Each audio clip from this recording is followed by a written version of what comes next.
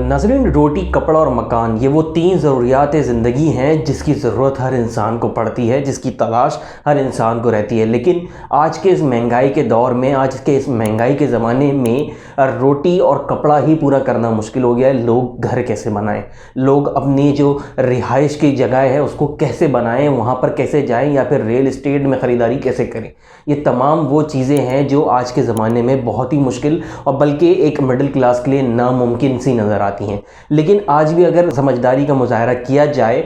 तो ऐसी बहुत सी जगहें हैं जहाँ पर इन्वेस्टमेंट करना मुमकिन है, जहाँ पर घर लिया जा सकता है, आसानी के साथ लिया जा सकता है, मद्दे मुकाबिल इसके कि जहाँ पर महंगाई के ज़माने में महंगे घर हैं, महंगी प्रॉपर्टी है, उसके मुकाबले में कुछ ऐसी जगहें हैं जहाँ पर इन्वेस्टमेंट करना आज भी पॉसिबल है। ये तमाम चीज़ें, ये तमाम फैक्टर्स आज की इस वीडियो में आपके साथ शेयर की जाएंगी। सबसे पहले आपको बताना चाहूँगा कि वो जगहें हैं जहाँ पर डिमांड कम होती है, यहाँ पर या फिर यहाँ पर आपके पास सप्लाई ज़्यादा है और डिमांड कम है, यानी कि प्रॉपर्टी की जो तादाद है, जो नंबर ऑफ़ प्रॉपर्टीज़ है वहाँ पर ज़्यादा है, नंबर ऑफ़ प्लॉट्स वहाँ पर ज़्यादा है और लोग वहाँ पर ख़रीदना नहीं चाहते, डिमांडिंग में वहाँ पर प्रॉपर्टी नहीं है, वहाँ पर इन्वेस्ट किया जा सकता है। और ऐसा नहीं है कि वहाँ पर डिमांड आने वाले वक्तों में नहीं होगी। जैसे जैसे शहर फैलता चले जाता है, जैसे जैसे मुल्क फैलता चले जाता है, जैसे जैसे आबादी बढ़ती चली जाती है, उन एरियाज़ की भी बारी आती है जिनकी आज डिमांड नहीं है, कल डिमांड होगी। तो आप उन पर आज नज़र रख सकते हैं और आज नज़र रख कर वहाँ पर इन्वेस्टमेंट कर सकते हैं। जैसे कि अगर मिसाल ली जाए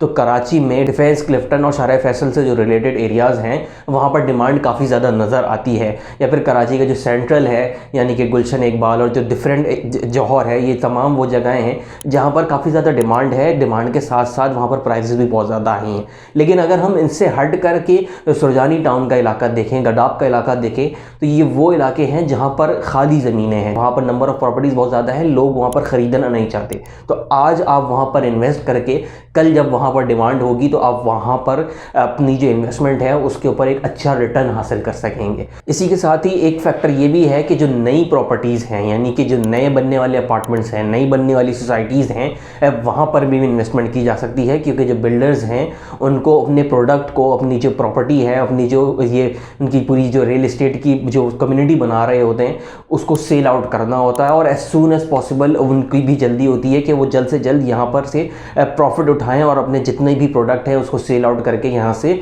जान छोड़ें। और इन शॉर्ट कम टाइम में उनकी भी कोशिश होती है कि ज़्यादा से ज़्यादा मुनाफा कमाया जाए। तो वहाँ पर भी आप इन्वेस्ट कर सकते हैं, क्योंकि अगर हम नई प्रॉपर्टी के मुकाबले में देखें पुरानी प्रॉपर्टी, तो वहाँ पर पुरानी प्रॉपर्टी में आपको फैसिलिटीज़ ज़्यादा मिलेंगी, वहाँ पर आबादी मिलेगी, लेकिन आबादी के साथ साथ वहाँ पर आपको प्राइसेस भी हाई मिलेंगी। लेकिन उसके मुकाबले में नई प्रॉपर्टीज़, नई सोसाइटीज़, वहाँ पर आपको फैसिलिटीज़ थोड़ी कम मिलेंगी, वहाँ पर आबादी आपको कम मिलेगी, लेकिन आहिस्ता आहिस्ता ग्रेजुअली वहाँ पर आबादी बढ़ेगी। क्योंकि जैसा कि मैंने आपको बताया कि शहर फैलता जाएगा तो आबादी भी फैलती जाएगी, और आबादी फैलेगी तो आबादी उन जगहों पर जाएगी जहाँ पर आज नहीं, आने वाले वक्तों में होगी। तो ये नई प्रॉपर्टीज़ भी आपके लिए एक अच्छा ऑप्शन क्रिएट कर सकती हैं। फॉर एग्जांपल अगर हम देखें डिफेंस का इलाका, डिफेंस के इलाके में आज 120 गज का जो प्लॉट है वो तकरीबन 3 करोड़ का है। 3 करोड़, 3.5 करोड़, 3.25 करोड़ या फिर 3.25 करोड़, ये एक एवरेज रेट वहाँ पर चल रहा है। लेकिन इसके मुकाबले में हम नई प्रॉपर्टी की तरफ देखें, नई सोसाइटी जो DCK है यानी कि DHA city Karachi, DHA city Karachi में इस वक्त 125 गज का जो प्लॉट है वो 3 करोड़ या 2 करोड़ या फिर 1 करोड़ में भी नहीं है।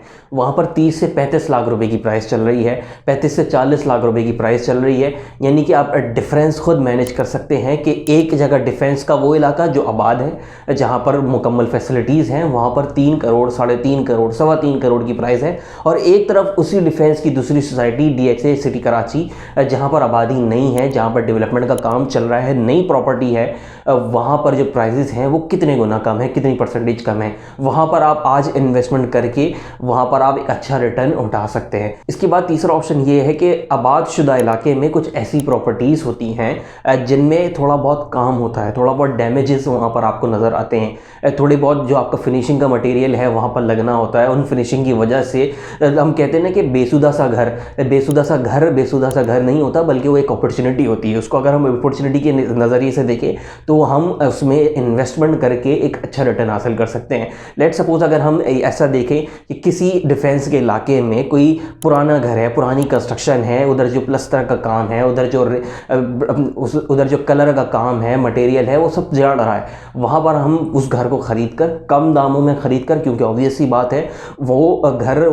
जो मालिक होगा वो उतनी डिमांड नहीं करेगा, उसे भी इस चीज़ का रियलाइजेशन होगा कि जो मेरा घर है वो फिनिशिंग के हिसाब से पसमानदगी की तरफ है। तो अगर हम उसको भी उस रियलाइजेशन का फ़ायदा उठाएं, उसके घर को ख़रीदें और घर को ख़रीदने के बाद उसको हम थोड़े पैसे लगा करके थोड़ा सा दोबारा फिनिश करें, और फिनिश करने के बाद जब हम उसको सेल आउट करेंगे तो I am sure then sure कि वो जो सेल आउट आपकी जो प्रॉपर्टी होगी वो आपको एक अच्छा रिटर्न दे करके जाएगी। यहाँ पर भी आप इन्वेस्टमेंट कर सकते हैं और इस प्रॉपर्टी को आप चाहें तो अपने इस्तेमाल में भी ला सकते हैं। इसके बाद आखिरी ऑप्शन है बैंक लोन्स का। आज के ज़माने में बैंक लोन्स का जो किरदार है वो बहुत ही अहम है, लेकिन अफसोस की बात यह है कि हमारे मुल्क में ऐसी अपॉर्चुनिटीज़ है नहीं। पिछली हुकूमत की जानिब से तो ऐसी अपॉर्चुनिटी दी गई थी, मेरा पाकिस्तान मेरा घर के लिए, लेकिन इस हुकूमत के बाद से ये प्रॉपर्टी जो है,